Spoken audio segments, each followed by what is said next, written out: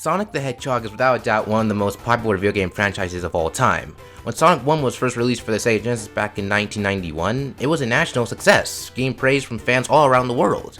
Heck, it was so successful that a year later, Sonic 2 came out, and then Sonic CD after that year, and then Sonic 3 and Knuckles coming out a year after CD.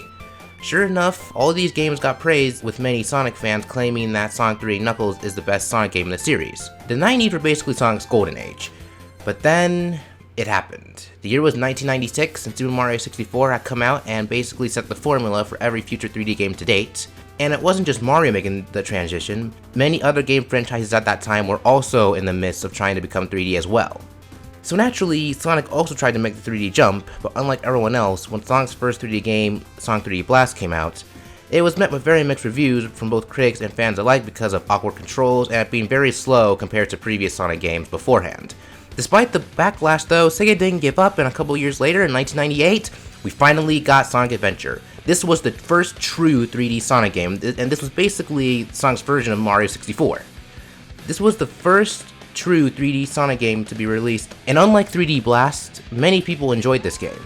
The game had 6 playable characters: Sonic, Tails, Knuckles, Amy, Emo Tsukema, and Big the Cat, 3 of which were fun to play as, and the other 3, well, not so much. And while it did have its fair share of camera issues, weird glitches, and hilariously bad cutscenes, it was still an overall good game, one of the best in the series I might add. So of course, a sequel was made 3 years later called Sonic Adventure 2.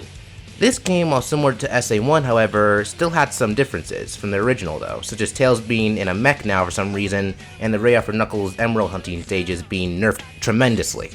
But when it came to Sonic stages in the game, the only big difference, aside from the fact that grinding was added, is that his stages were a lot more linear and straightforward compared to SA1's more larger level design. Oh, and also the fact that there are really only 3 gameplay styles: high-speed action stages, mech shooting, and treasure hunting. Despite these differences, the game was still a really great success. But then 2003 came along, and well... Heroes! The city is under attack! We need your help!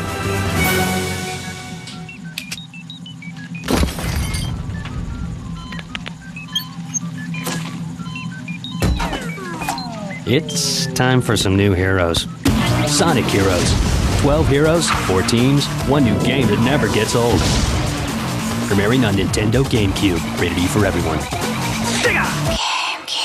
This is where things started to fall apart. Now don't get me wrong, I'm pretty sure Sonic Heroes is a good game. Heck, I've seen numerous Let's Plays on the game by various other YouTubers at this point, and it looks like a pretty solid game. But that still doesn't change the fact that this would affect the series in quite some way. Unlike the previous 2 3D games, in this game you control 3 characters at once, each with their own special unique element. For example, Sonic of course was a speed character, Tails was a flight character, and Knuckles was a power character. You could switch between any of the characters at any given moment, and that was essentially the gimmick of the game.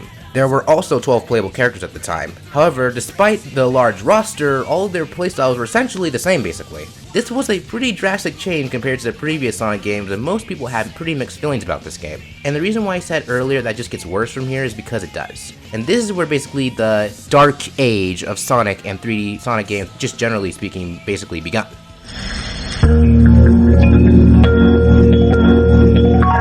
2005 came along and we got Shadow the Hedgehog, a Sonic game starring Shadow. And right off the bat, everyone was extremely skeptical about this one. Why were there aliens? Why are all of the characters cursing now all of a sudden? What's with the vagina-looking alien leader? Who's this gun commander guy and why does he hate Shadow's guts? And more importantly, what is with this whole hero or renegade thing? Well, all of that was answered when the game came out, and oh boy was it a mess. This game, for some reason, had a branching pathway system, which basically means that you're the one who determines the ending of the game. This game has 10 different endings, 11 if you count the true ending where you fight Black Doom. This means that you had to go through the first stage of the game, Westopolis, 10 different times. That, combined with the awkward controls, caused this game to get slammed big time by reviewers and fans alike. But then, a year later, it came out. The disaster of a game that was Sonic 06 came out, and it is the game that changed the franchise forever. The Sonic game was filled to the brim with glitches and bugs, and just overall bad level design. It was also the first Sonic game to introduce bestiality. Yeah, Princess was horny for Sonic in this game for some reason. In fact, not only is the kiss scene in this game so infamous, but the game itself was and is so bad that fans still talk about how terrible it is 11 years later. I mean, heck, I still talk about it like from time to time occasionally. This game basically marked the supposed death of the franchise, as basically every Sonic fan at the time thought Sonic was dead. And the Sonic game that released the following year didn't help that case much either. And it was basically the nail in the coffin. Sonic and the Secret Rings was the first Sonic game on the Wii, and because Sega wanted to take advantage of the Wii's motion controls, what we got was a Sonic game with probably the worst control in the entire series. The story didn't help much either. I mean, it was basically like your average DeviantArt fanfic, basically. Shara, will you grant me one more wish? I wish for a mountain of handkerchiefs. Now, just let yourself cry, as much as you need to. You'll have plenty of handkerchiefs to help you through it. The game got bad reviews, and at that point, hating Sonic had basically become the norm, until Sonic Unleashed came out and would do yet another thing to divide the Sonic fanbase even more.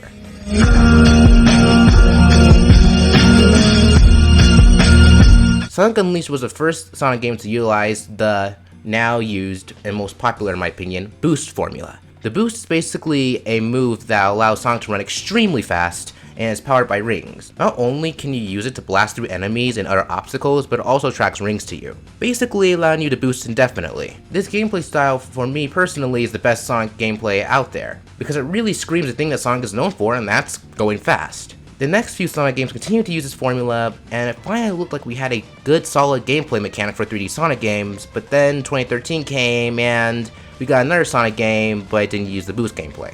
It instead decided to focus on parkour and ripping off Super Mario Galaxy instead of continuing to expand upon the boost mechanic. And this is where the problem with 3D Sonic games starts to become pretty apparent.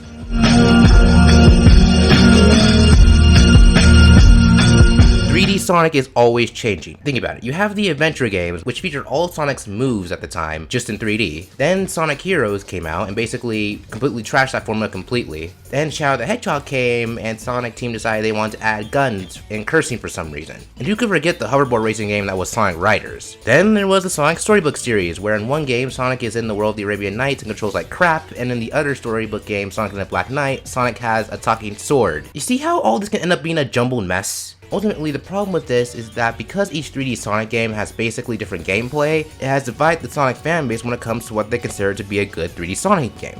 On one hand, you have the fans who love the adventure gameplay style, but then you got people like me who love the boost gameplay more. But then you also got the classic Sonic purists who think that only the original 2D games are good, and that leads me to my next problem. Before I get to that though, I should mention the reason why 3D Mario games generally do so well compared to 3D Sonic games. It's because it manages to create something fresh and innovative while still keeping Mario's gameplay the same. For example, Super Mario 64 basically set up the 3D Mario formula, and the rest of the game simply tweaked it and it got better over time, while adding small but fun gimmicks to each game following. Super Mario Sunshine had Flood, Super Mario Galaxy 1 and 2 had the Spin Attack, and Super Mario Odyssey has Cappy. But in all of those games, Mario's moveset was always the same for the most part.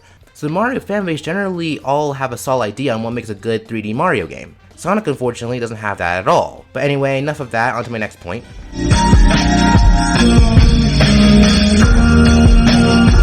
Another problem I've noticed with 3D Sonic games only really applies to Sonic Generations and Sonic Forces, but I think it's still something I should mention, and that is the overuse of nostalgia.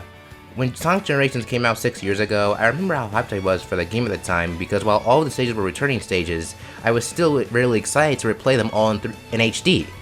Heck, I thought it was cool that full 2D levels with Classic Sonic were coming back to give us that, Genesis-like feel that the old 2D games had.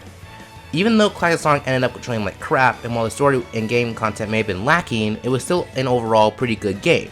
But then, 6 years later, Sonic Forces came out, and while the reveal trailer for the game looked awesome, once I got over the fact that Classic Sonic was coming back for some reason, as the months went on, and the more I found out about the game, the less interested I became. Because this game was starting to look more and more like Generations 2, even though, according to Izuka, this is not sequel. It will be a brand new experience. Despite him saying that though, nothing that came out showed off anything really new. Sure, there was Sunset Heights, but that was the only stage they showed off all these past months before the game came out, aside from the tag team stage and Classic Sonic's Green Hill, which brought up another question for me. Why is Green Hill coming back again? As it makes zero sense considering that it was already coming back in Mania. Sure, there's sand now, but that still doesn't change the fact that it's still Green Hill Zone. If you add chocolate syrup and sprinkles on top of ice cream, that doesn't automatically make it something else. It's still ice cream. The same could be applied here. Adding sand to a zone doesn't make it new. Green Hill Zone didn't need to be in this game, just like Classic Sonic didn't need to be in this game either, because let's face it, the only reason why he's even here is to add more sales to the game and to pander to the classic fans, which still isn't a good reason because he still controls a complete.